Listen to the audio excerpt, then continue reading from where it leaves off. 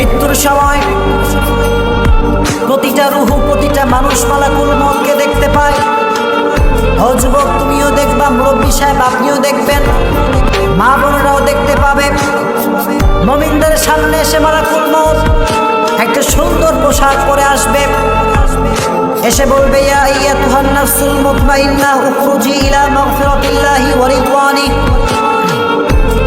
এসে বলবে, হে প্রশান্ত আত্মা, আল্লাহর দয়া এবং মায়ার দিকে বের হয়ে আসো।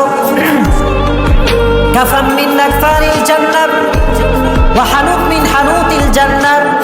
জান্নাত থেকে একটা রেশমি রুমালের কাপড় নিয়ে আসবে, কাপড়ের মধ্যে ঢুকিয়ে ওই মুমিন ব্যক্তির মুখটাকে নিয়ে সেই ফেরেশতা এলিনে চলে যাবে। কোন সুবহানাল্লাহ, এলিনে চলে যাবে, কোনো কষ্ট নাই। বলার সঙ্গে সঙ্গে মুমিনের আত্মাটা স্মুথলি বের হয়ে আসবে, কোনো কষ্ট নাই, কোনো প্যারা নাই।